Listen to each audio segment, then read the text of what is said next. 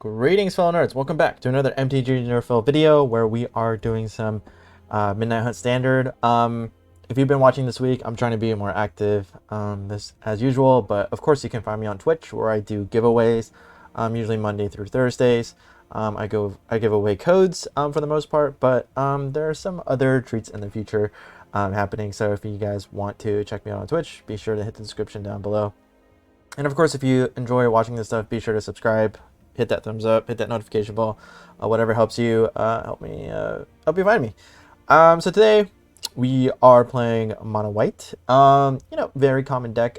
This is the more aggressive version, more exile effect. Not really about the life gain as much.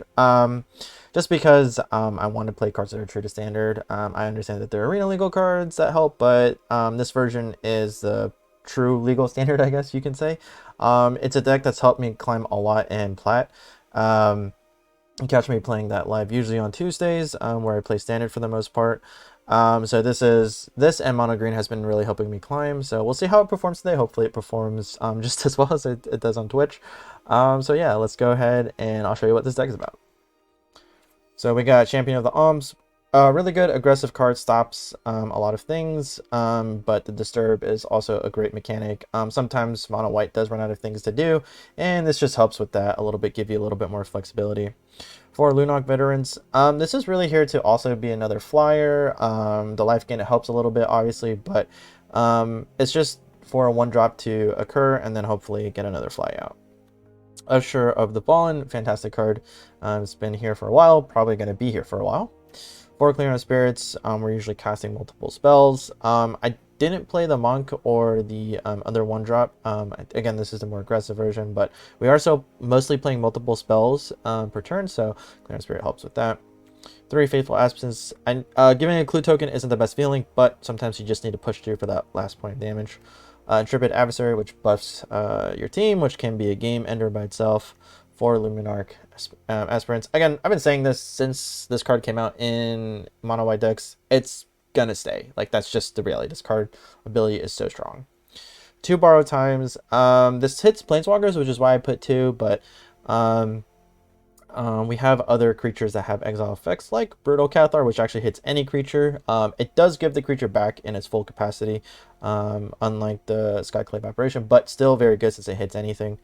Elite Spellbinder, which taxes, and then we have 4 full set of Apparition, and then we have 18 Snowlands, and then 4 Faceless Heavens.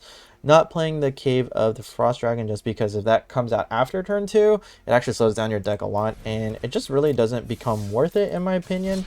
I think it actually becomes a liability. You kind of have to hope that it pops out turn 1 and turn 2, and that you don't draw anymore after that. And if you're also playing Faceless Havens, it also kind of messes up with the mana a little bit because you do need Snowlands to get that going. So, ooh, we did not see a single 1-drop here, but this is a hand worth keeping nonetheless.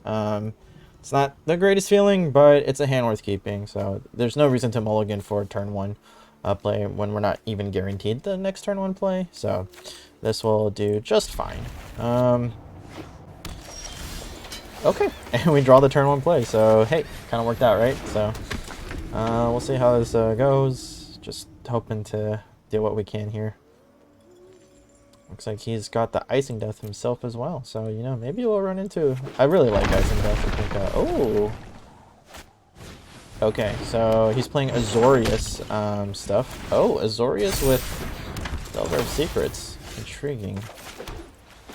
Alright, we'll go ahead and in a life. Unfortunately, we can't attack here, but that's fine.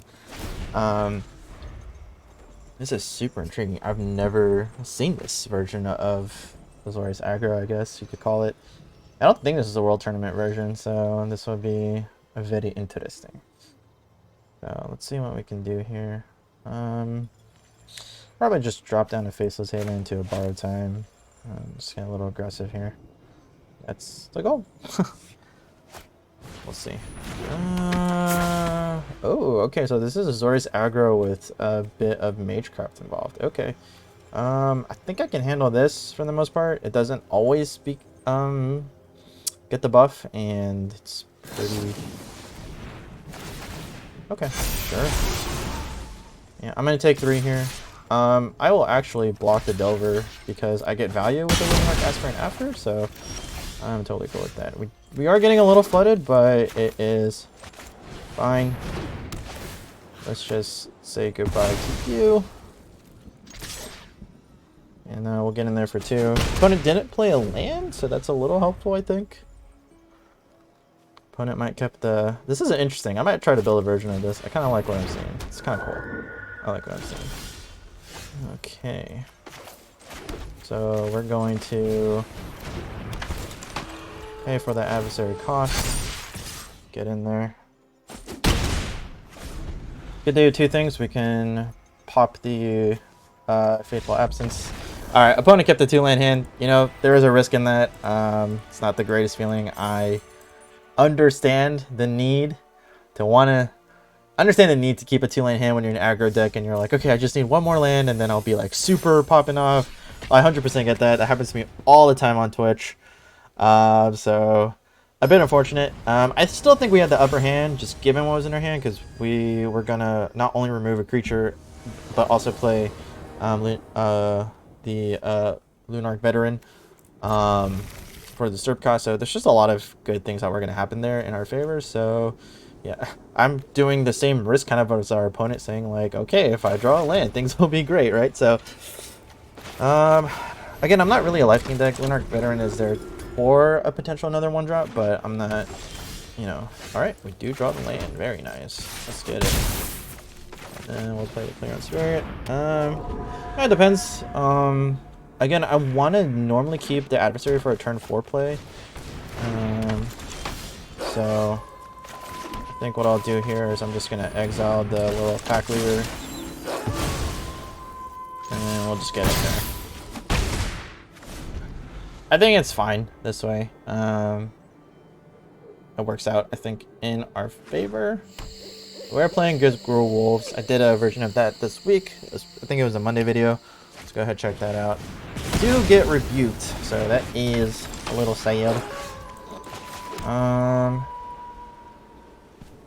kind of want to just pop the Play on Spirits because I get 2 of them. I think that's worth it. And then I can Intrepid Adversary. But I was surprised. My friend was asking about the value of this card, and Midnight Hunt's been out for quite some time, and I was like, oh, it's probably like $5, and it's still holding like $8 to $9, and I was like very surprised. But I guess Mono White is still just a good enough card. Ooh, this is actually a little annoying, but I think this helps.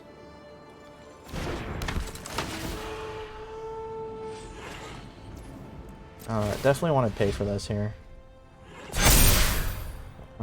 The first strike actually buff is actually super nice now that I think about it. Unfortunately, he does have a 4/4 blocker essentially.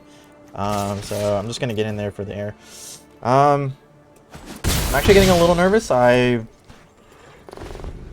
need to draw another exile effect card, I think, for me to really feel comfortable. He's actually a teamer, so I'm not really sure what to expect. Should I expect a red and 7? I'm kind of getting the feeling we might get there. That might be the case. Looks like I'm going to lose an Intrepid Adversary as well, so I'm going to lose a lot of pressure there. Yep. Unfortunate, but it could be worse, I suppose. I could... I'm going to attack with all 3 of these. I actually want more flyers. So I'm kind of tricking our opponent a little bit. Doesn't matter if he doesn't take the 1 versus he does take the 1. I just want another flyer on the board, really. So I'm kind of being sneaky here, actually.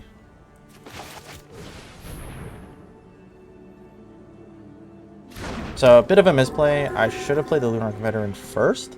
So what I'll do is I'll play the Champion of the Alms to make it not so much a mistake, I guess. It's still definitely a mistake, but the end goal was to get more flyers. So I actually have half his life total just the flyers. So Yeah, it definitely worked out in our favor. We'll see kind of what happens here. I've got a lot of pressure on the board, which is nice. And opponent can't really swing in all that well, I would say. I would probably just chump block with the Champion of the Alms, because I just get another Disturb creature. Again, Champion of the Alms gives Mono White just that extra kind of versatility that it needs. It's not like great. It's not like a game ender by any means. But it helps. And that's what's important, I would say. So opponent might feel desperate enough to attack here. Nope. Still does not. Wow. That was a very good draw, I would say. So I can get more spirits. Yeah, Clearance Spirits are just great. They're just good. What can I say? And I didn't attack with the Champion of the Alms because I'm going to double cast with Clearance Spirits anyway, so. I do have Lethal in the air.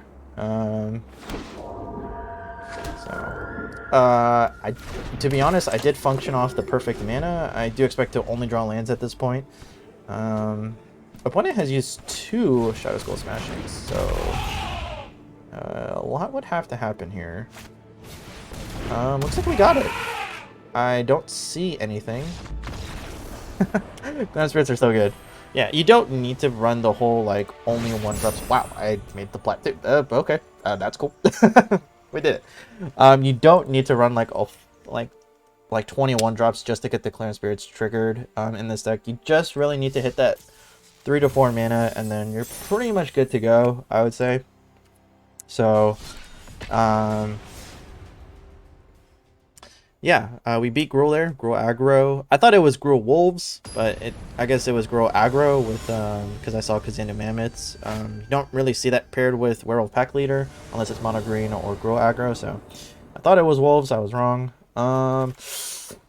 Ooh, this hand is kind of tricky. I'm gonna keep it. We're on the draw. We still have a turn 2 play with something. It's not the worst. We definitely have a turn 2 play.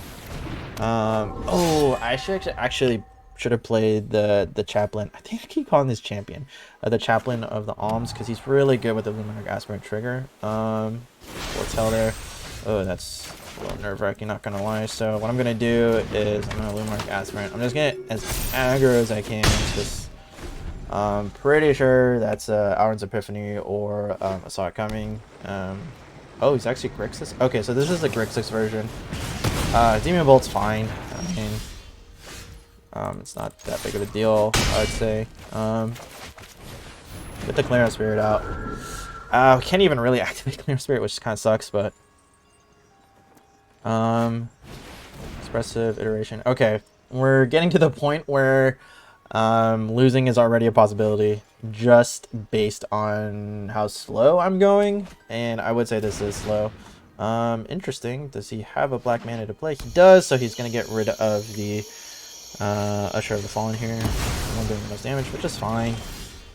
Oh, man. Okay, you know what? If I draw a mana, it'll be actually pretty solid, because... Well, actually, that doesn't really matter. Okay, so sometimes, you know... Oh, Celestus? Oh, that actually worked out really well for me, I would say. Actually just, you know what, let's just exile. I don't think I really care about the Celestus. I'm gonna be casting spells as far as I can tell. Maybe the opponent doesn't cast spells, but... Okay, no, he cast a spell anyway. Okay. Gets the Demon Bolt. Oh, gets to play the Demon Bolt. Alright. Yep, that's an Auron's Epiphany incoming too, which is super unfortunate, but... nothing we can do about it. Just have to accept it. Although it's fine, because... Like... We still have a lot of pressure, I would say. So it's not the end of the world. It's just gonna be hard to kind of, I think, keep up afterwards.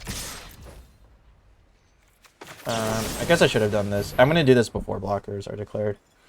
I hate giving the opponent a control deck a clue token, but I mean, not much I can do, I think. I will get 2 flyers. I'll get 2 1/1s. That's actually super important.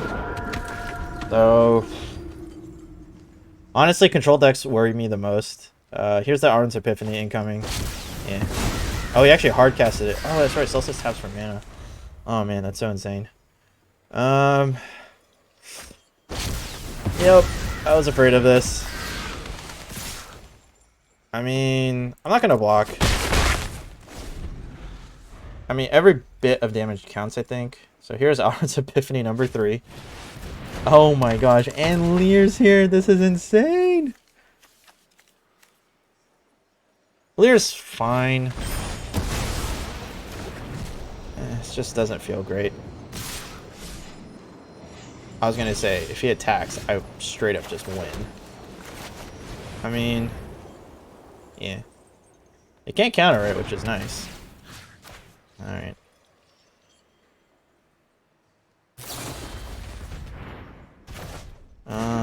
Slightly annoying. I'm just gonna full aggro here. It's lethal.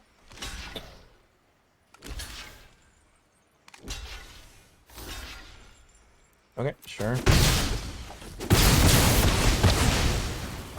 I mean, there's not much I can do, I think. The double Auron's Epiphany, that just...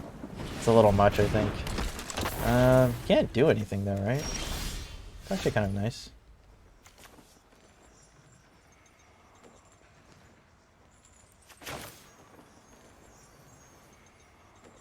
He can't even bounce it as far as I could tell.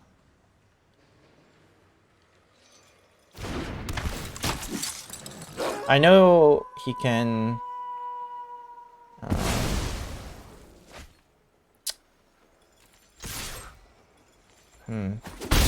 thought he was going to do something. I was wrong. I think he might have tapped his mana wrong. Uh-oh. Auron's Epiphany. Yep. Okay. I mean... there's only so... I can only do so much against 3 Auron's Epiphany. Technically 4, I guess, and he can... there's only so much I can do against that many Auron's Epiphany coming out before we even get to halfway through the deck, so... yeah, I mean... I can only try so hard.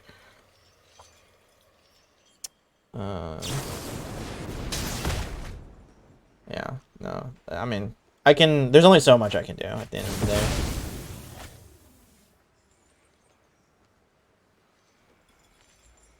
Attack with the birds. Attack with the birds. Oh, now you can attack with the birds.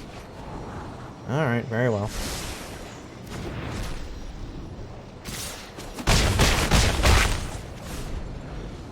Oh, right, and he gets an extra turn. I totally forgot about that. Right, because he copied the extra turn spell.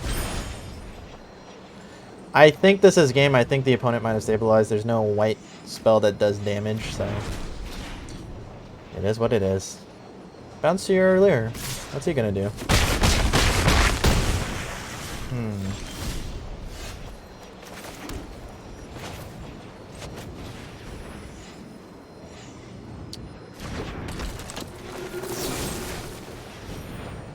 Kind of have to kill the Lear, right?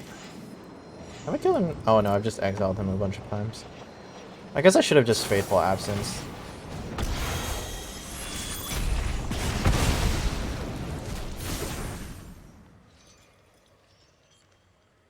I mean, it's gonna resolve, right? I guess he's just not playing counterspells with Lear. Alright, yeah, he got it. There's not much I can do here.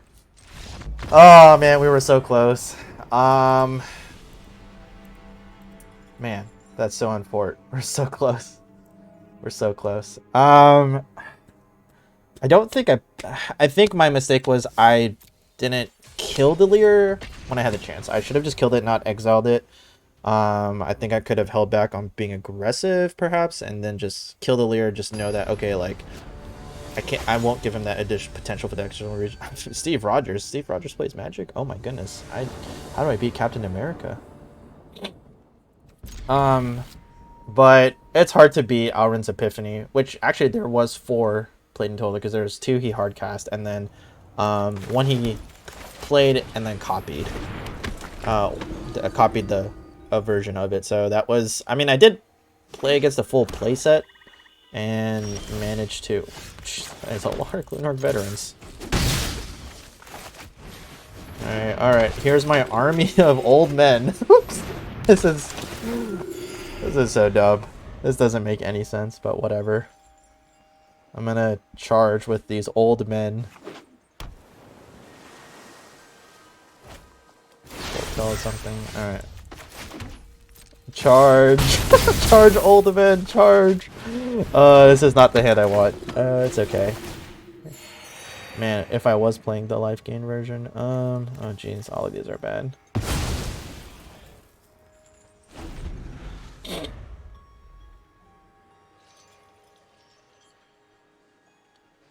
Yeah, I think this kills me though. So another foretell. Sheesh. This guy's popping off. Sure. I mean, I'm at 29? Question mark? This, I mean, it's one way to play mono white. Not, I mean, if I had like the creatures that gained stuff from life gain, this would have been insane. Oh, he took a card from me. Did he want to land? What did he want? Oh, here comes the Blood Chief's Thirst again. That's fine. I'll just play another one. Do I play this guy? If he has a crippling fear, I just flat out lose. This is so stupid. I'm pretty sure he has a crippling fear, and I'm just about to get blown out. Oh, it's tapped. Okay, get crippling fear. I think I win. That's fine. I think I win.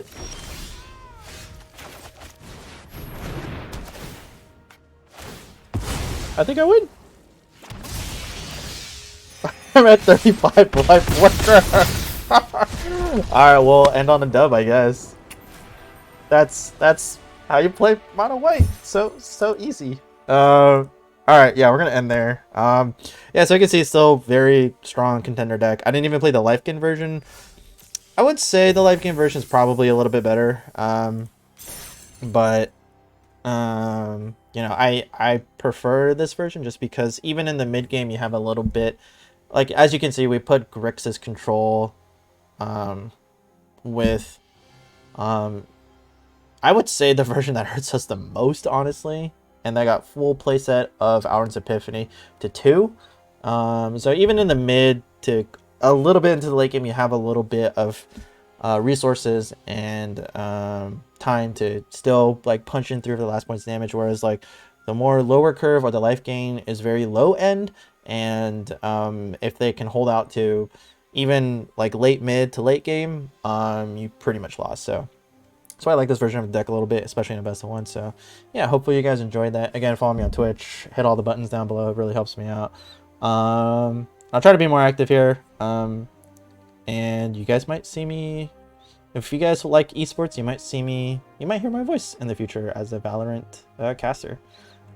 So yeah, we'll see. Just things are in the works, all that good stuff. So yeah, thank you all so much for watching.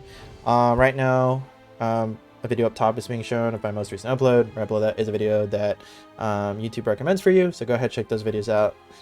Thank you all so much for watching. I'll see you for the next Nerdfell.